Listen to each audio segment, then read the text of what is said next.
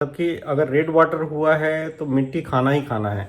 तो आप लोग जब भी किसान से हिस्ट्री लेना चाहते हैं तब ये जरूर पूछना चाहिए कि मिट्टी खा रही है कि नहीं। सच पूछिए तो अगर रेड वाटर चाहे वो बवेसिया के चलते हो या पोस्ट पार्चुरेंट हेमोग्लोबिनुरिया के चलते हो, इसमें अगर आप उसके सामने मिट्टी रखते हैं तो दौड़ के खा रही होती है, सिर्फ दीवार ही नहीं चाटती है।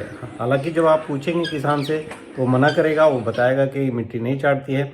लेकिन अगर आप सस्पेक्ट कर रहे हैं ऐसे केसेस को तो आप उसके सामने मिट्टी रख के देख लीजिए, वो दौड़ के खाती है। आप लोग देखेंगे तो बॉडी टेम्परेचर भी स्लाइटली हाई रहता है, स्लाइटली मैं कह रहा हूँ।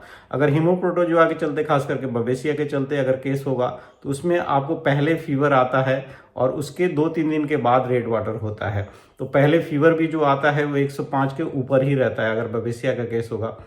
लेकिन रेड वाटर के केस जो पीपीएच का केस है उसमें भी बॉडी टेम्परेचर स्लाइटली हाई होता है, क्योंकि आरबीसी की जब लाइसिस होती है तो उसमें पायरेक्सिया होता है। तो आरबीसी की लाइसिस के चलते अगर पोस्ट पार्चुरेंट हेमोग्लोबिनुरिया के चलते फीवर आ रहा है तो आप लोग देखेंगे कि उसमें जो फीवर होगा 103.5 और 104 के आसपास रहता है। 104 के ऊपर जनरली नहीं रहता है। तो 104 के ऊपर अगर टेम्परेचर जा रहा है तो आप लोगों को वहाँ पे हीमोप्रोटोजोआ सस्पेक्ट करना चाहिए, न कि उसको पोस्ट पार्चुरेंट हेमोग्लोबिनुरिया सस्पेक्ट करना चाहिए। रेड वाटर होता है तो यूरिन जो है कोको कोला कलर का हो जाता है। जहाँ यूरिन करती है वहाँ पे झाग बनता है। उसके बाद झाग इसलिए बनता है कि जब यूरिन करेगी और रेड वाटर होगा तो हीमोग्लोबिनुरिक नेफ्रोसिस होता है, यानी कि किडनी का डैमेज होता है और उसके थ्रू प्रोटीन आता है। तो जब प्रोटीन आएगा तो वाटर में प्रोटीन जब मिक्स होता है तो झाग बनता है। तो जो झाग होता है वो स्टेबल होता है। रंग जो है वो टिपिकली कोको कोला कलर का होता है, ये आपको ध्यान देना होगा। हीमोग्लोबिनुरिया है कि हेमाचूरिया है।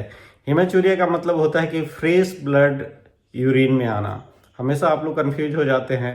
फ्रेश ब्लड यूरिन में आना और आरबीसी ब्लड वेसल में टूट जाना, यानी कि आरबीसी की लाइसिस हो जाना, उसके बाद वो किडनी से हीमोग्लोबिन निकल करके यूरिन में आना, दोनों ही अलग है।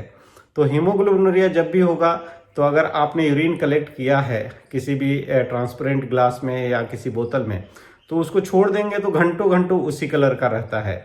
लेकिन अगर उसमें हेमाचूरिया हो रहा है, यानी कि फ्रेश ब्लड आ रहा है, ब्लीडिंग हो रही है, उस कंडीशन में अगर आप यूरिन को कलेक्ट करके कहीं रख देंगे तो आप देखेंगे कि कुछ देर के बाद वो सेटल डाउन हो जाता है। ऊपर का जो पार्ट है वो क्लियर हो जाता है, नीचे जो है वो आरबीसी जमा हो जाता है। तो अगर आप और डिटेल में पीपीएच के बारे में जानना चाहते हैं, इसका ट्रीटमेंट प्रोटोकॉल बेहतर से बेहतर जानना चाहते हैं, तो हमसे जुड़िए। हमारे channel doctor Shankar vet virtual classes का मेंबरशिप 159 पर मंथ वाला आप इंडिया में रहते हैं तो ज्वाइन कर लीजिए, और उस पर ढेर सारे इस तरह के वीडियो अपलोडेड हैं जो आपकी प्रैक्टिस को बेहतर बनाएंगे।